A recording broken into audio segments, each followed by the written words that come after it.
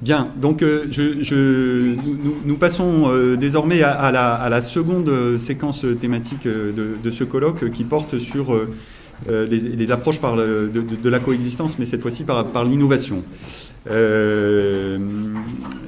je vous restitue, je vous présente là le travail d'analyse transversale que nous avons pu conduire à partir des études de cas dans Format.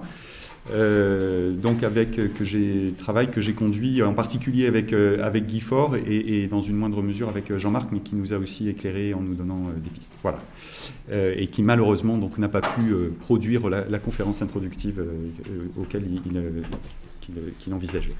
Donc mon plan sera le suivant. D'une part, une introduction un peu pour cadrer la façon dont on s'est saisi de l'innovation et de la façon d'interroger l'innovation dans les territoires, une proposition de cadre d'analyse. Ça fait penser que j'avais des notes à prendre.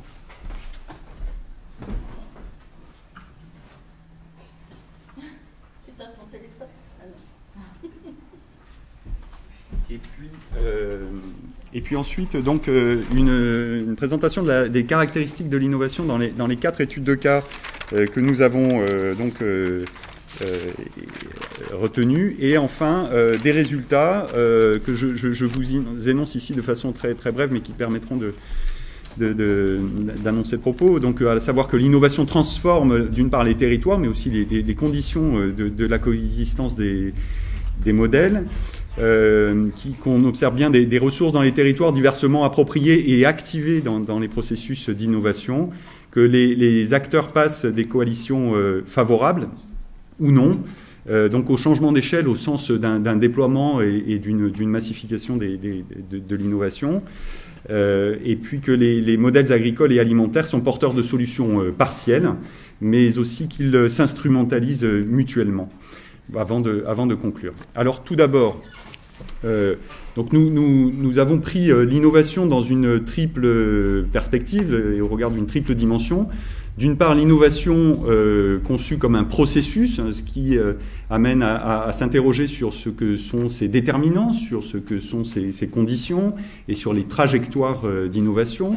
Mais c'est aussi l'innovation au cœur d'un système d'acteurs et de connaissances qui se donne un projet d'innovation, et on parle là de système d'innovation, ou encore l'innovation en tant que moteur des transformations territoriales et au sein de ces territoires, avec une attention portée à la fois au système socio-écologique, mais aussi au système socio-technique. Donc notre approche est une approche de l'innovation à partir de situations concrètes, et du coup le territoire là est pris en compte dans une double acception. D'une part, c'est bien le cadre dans lequel l'arène, dans lequel s'observe l'innovation et les situations de coexistence, et donc qui conditionnent l'innovation et les formes de coexistence. Et d'autre part, c'est aussi une entité qui est elle-même transformée par l'innovation et par les configurations de la coexistence. Donc, je vous présente là, donc j'ai perdu mes notes, c'est pas grave, j'avais préparé un petit topo, le cadre d'analyse des cas qui, en fait, vise à penser l'innovation à la fois comme une conséquence et comme une condition des situations de coexistence et de confrontation des modèles. Et donc, je déploierai cette perspective successivement, à la fois comme conséquence et comme condition. Et nous verrons comment cette innovation transforme les configurations.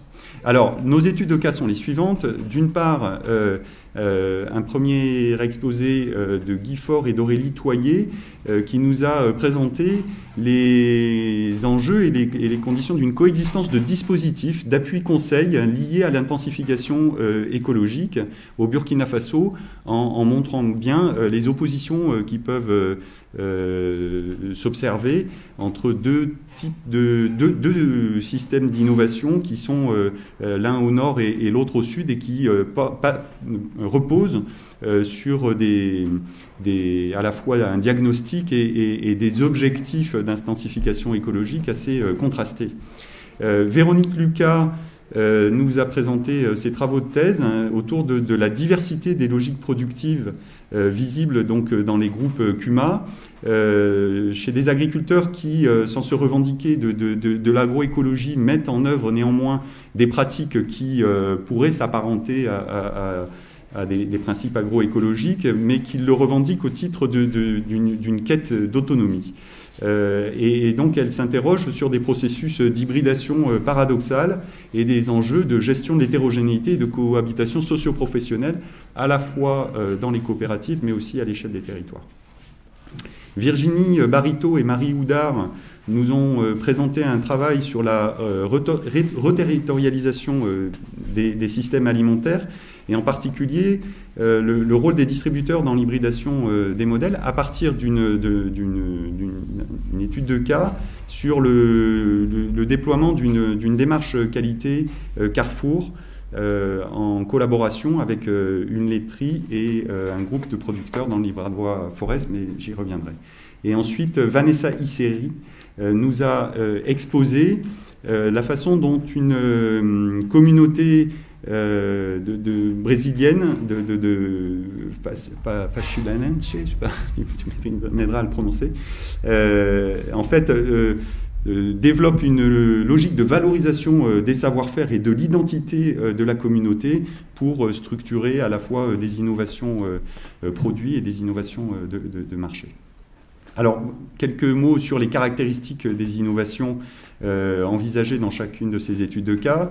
Dans le cas de l'étude au Burkina Faso, c'est le développement de nouveaux systèmes de culture, soit qui reposent sur des principes d'agriculture biologique et d'agroécologie, donc au nord du Burkina Faso, et qui là sont portés par des acteurs plutôt d'organisations professionnelles et d'ONG, et qui, d'une certaine façon, qui sont en opposition et en débat par rapport à une perspective plutôt d'intensification durable telle qu'elle est mise en œuvre au sud du Burkina Faso et portée par des acteurs des filières.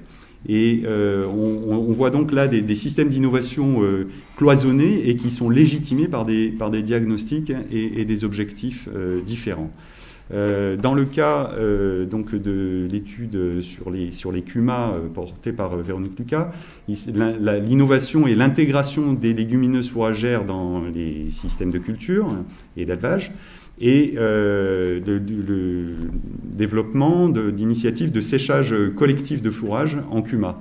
Et là, c'est une innovation qui est portée donc d'une part par des logiques de haut rendement dans des systèmes de production hétérogènes, et avec 3 cas en France qui sont des situations d'AOP. Dans le sud Touraine, c'est l'AOP Sainte-Maure de Touraine. En Bresse, l'AOP beurre et crème de Bresse. Et dans le Pays Basque, l'AOP Osso-Irati. Dans l'étude de cas sur la démarche qualité Carrefour de Virginie Barito et Marie Houdard, c'est donc le développement d'une offre de produits de terroir avec 2 fromages AOP au lait cru tout foin, et qui là est porté par un groupe de la grande distribution alimentaire, à savoir Carrefour, sous marque propre, et avec une laiterie et un groupe d'éleveurs du livradois Forez, donc en Auvergne. Et enfin, dans le cadre de l'étude brésilienne, c'est le développement de produits valorisant des savoir-faire locaux autour du maté organique, du porc rustique avec une alimentation en sous-bois, ou encore du développement d'une boulangerie artisanale. Et donc, projet qui est porté par une communauté traditionnelle paysanne du Paraná, mais mais soutenu et financé par une grande entreprise pétrolière brésilienne, à savoir Petrobras. Voilà, donc les enseignements de l'analyse transversale que nous faisons de ces cas sont les suivants. C'est que tout d'abord, finalement, l'innovation transforme les territoires et les conditions de la coexistence.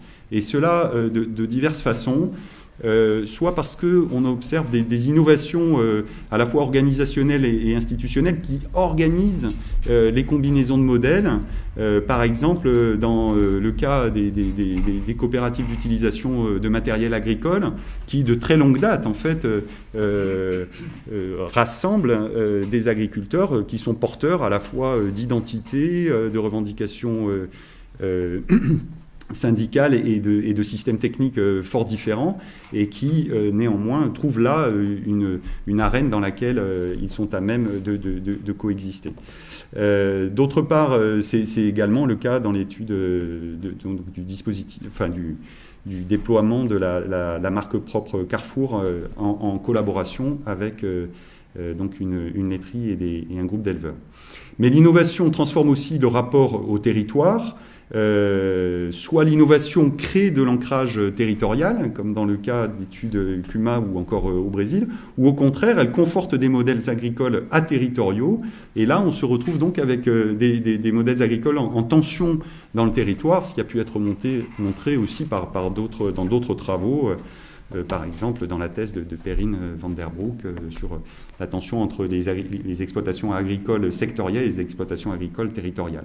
Mais en fait, ce qu'on observe aussi, ce sont des hybridations, et c'est bien dans ce qui se passe dans le cas de Carrefour.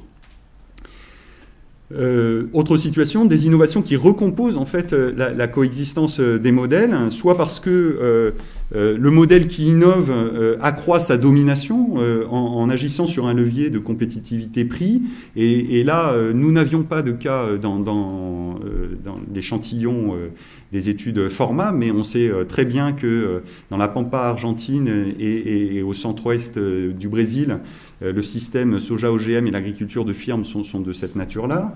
On a des innovations qui induisent des différenciations dans un monde pluriel, avec une multiplication des niches, et parfois des innovations qui sont invisibles, peu médiatisées, mal saisies par le politique, peu instruites par la recherche, ou encore discrètes, c'est-à-dire présentes mais sans revendication, ou encore ordinaires, comme le qualifie Norbert Alter, et donc des innovations qui se situent dans des marges, dans des interstices, et parfois qui souhaitent le rester, comme nous l'a montré la conférence de Teresa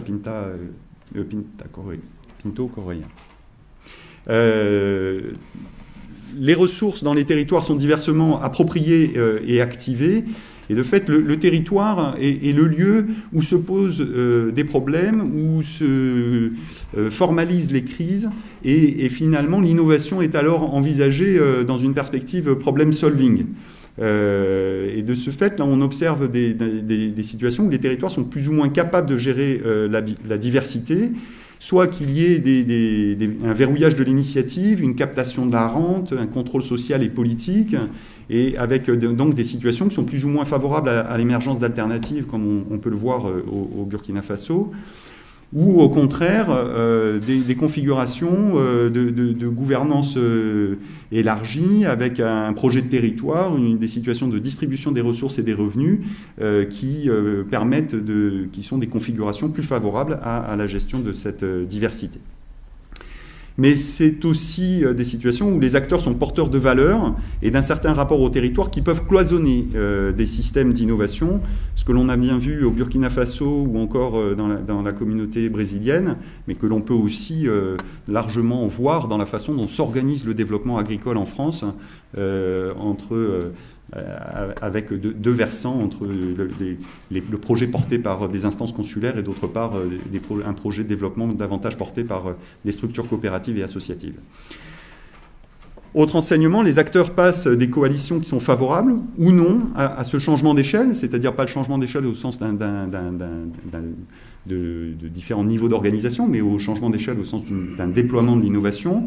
Et là, on observe des arènes où les acteurs revendiquent de nouvelles façons de faire et où ils s'interrogent explicitement sur cette question du changement d'échelle de l'innovation et sur les enjeux et les types de transition et la façon de la conduire.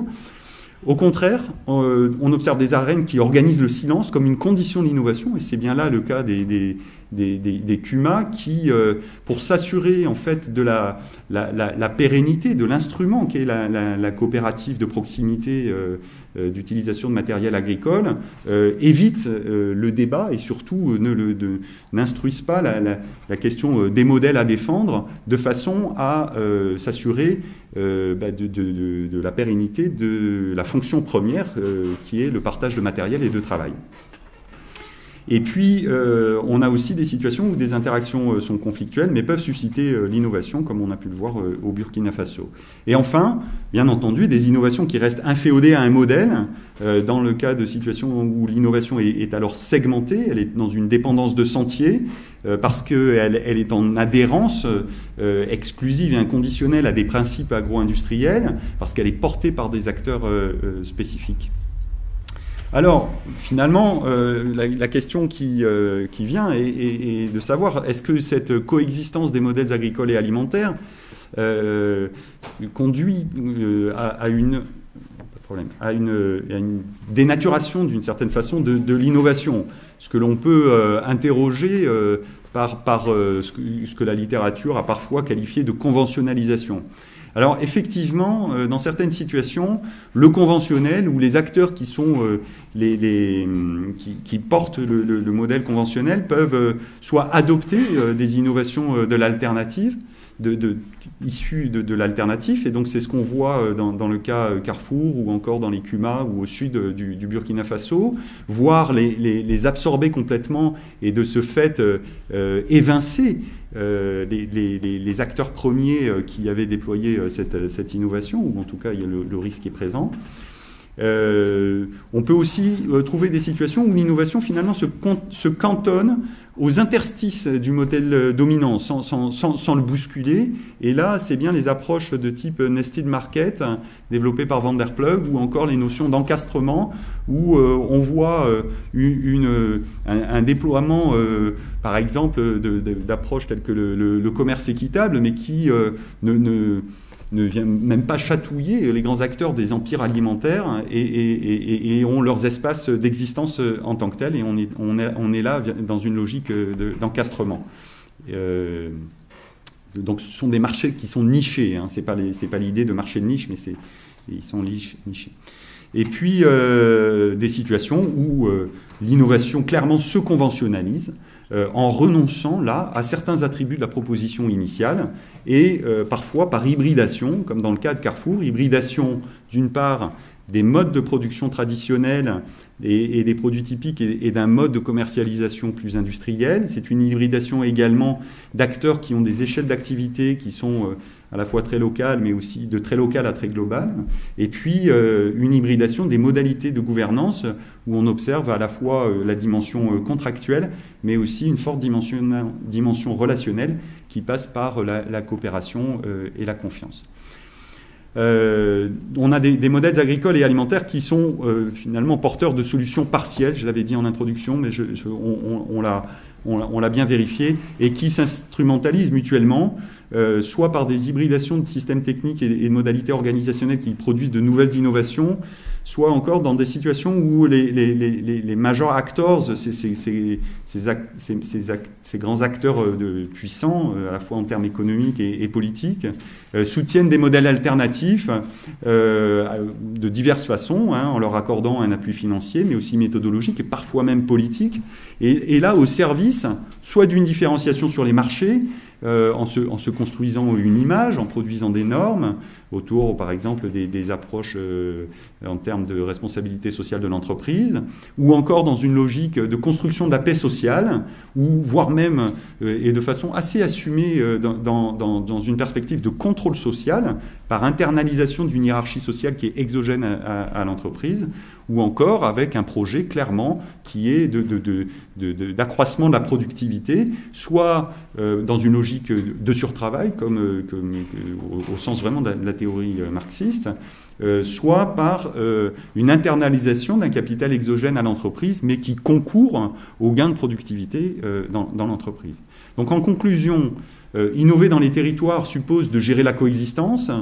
Bien entendu, la concurrence économique est un des moteurs de l'innovation, en conformité avec ce que peuvent proposer les théories économiques néoclassiques, mais la coopération est aussi une condition de l'innovation, et dès lors, il y a un enjeu de gouvernance territoriale de cette innovation dans des cadres d'action publique et privée, à la fois comme cadre d'incitation, mais comme cadre de régulation.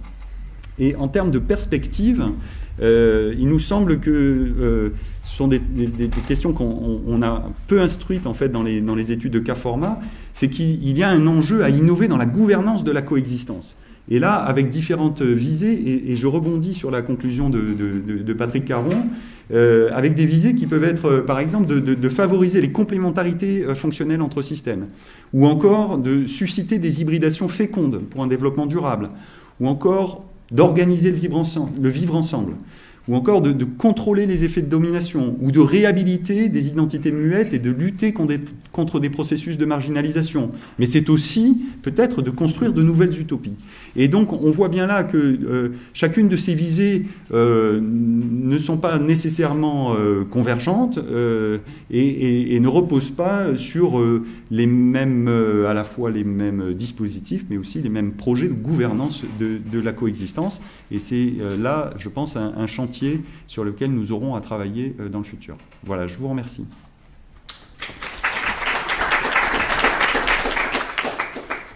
Merci. Donc, ça marche pas? Moi, je ne touchais pas tout à l'heure. Ça marche.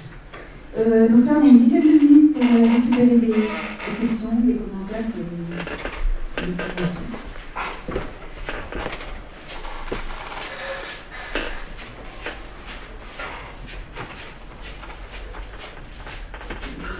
Merci. Donc Pierre-François Vaquier de Zocuma.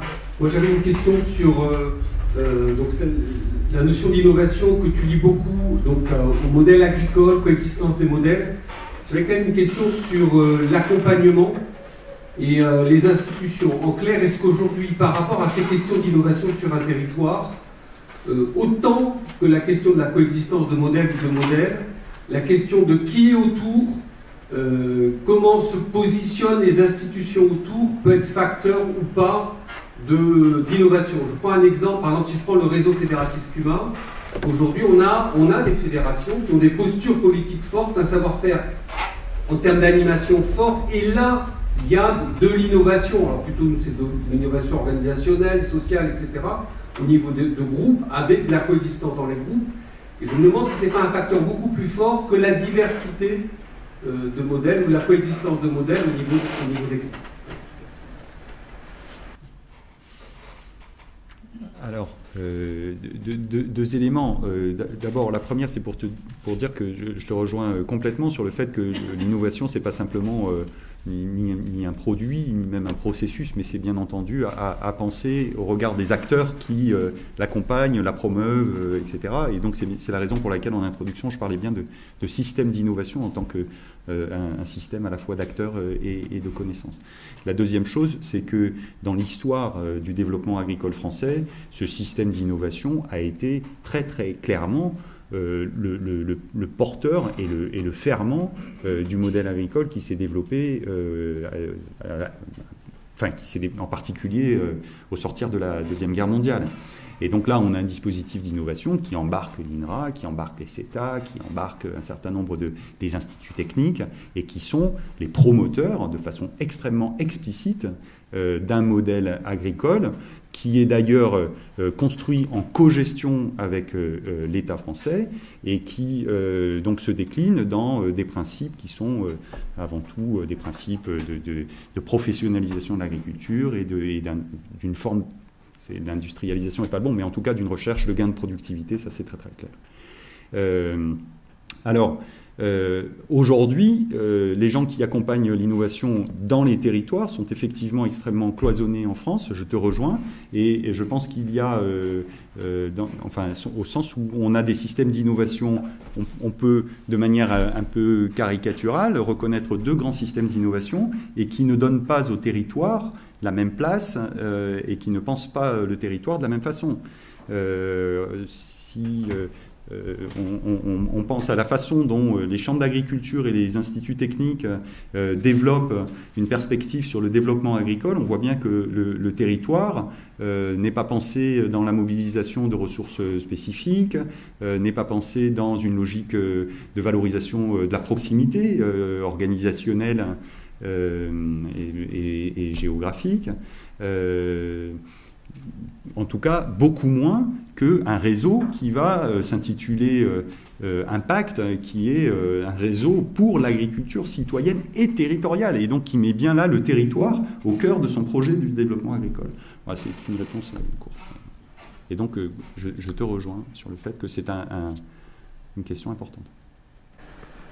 Oui, peut-être pour compléter sur cette question, si on voit bien, si on reprend le cas du Burkina, on voit bien que déjà la question d'attaquer par la diversité des modèles est intéressante parce que ça donne du sens à l'innovation, c'est-à-dire quel type d'innovation pour quel type de développement, alors que de manière plus classique, on se dit que l'innovation permet de gagner en compétitivité, en économie d'échelle, et on ne s'interroge pas forcément sur le sens que l'on donne à ces innovations, pour quel type de développement. Là, on est obligé de se poser la question. Et en ayant un peu cette vision, par exemple sur le cas du Burkina, on révèle qu'en fait les acteurs ont un projet politique, un projet de société, et que derrière ils constituent des coalitions d'acteurs. Alors on appelle ça peut-être système d'innovation, mais en fait ils essayent pour pouvoir développer ces innovations et ce projet, d'avoir une coalition d'acteurs techniques, de recherche, politiques, pour pouvoir accompagner ces processus d'innovation. Et par exemple sur le Burkina, au nord du Burkina, sur les questions d'agroécologie, les organisations de producteurs et les ONG internationales ont créé tout un système qui permet d'accompagner les producteurs, les OP, en ayant des réseaux de connaissances qui viennent non pas des centres de recherche classiques nationaux, mais qui viennent beaucoup plus d'ONG internationales, par exemple avec Pierre Rabhi, le Centre d'écologie, et se créent des propres références. Et moi je pense que cette question dans un territoire, de voir quels sont les acteurs capables d'accompagner une diversité d'innovations avec une diversité de modèles est une véritable question.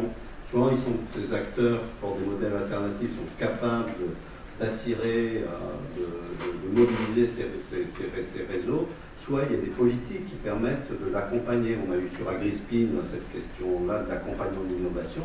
Et on voit bien que les modalités de financement de l'innovation, il y a des fonds pour prendre des risques, il y a des fonds pour expérimenter, il y a des fonctionnements, il y a des appuis à des réseaux, il y a à l'émergence de nouvelles idées. Il est aussi déterminant dans la capacité des territoires à faire émerger des nouvelles formes d'innovation porteurs de valeurs qui sont différentes.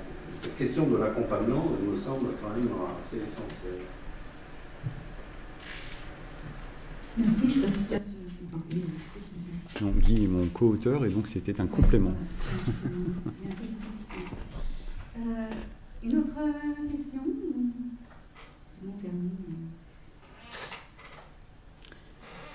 Bien, je vous propose donc qu'on conclue donc la matinée et qu'on partage le repas sous la forme d'un buffet, toujours dans la même salle, le gymnase.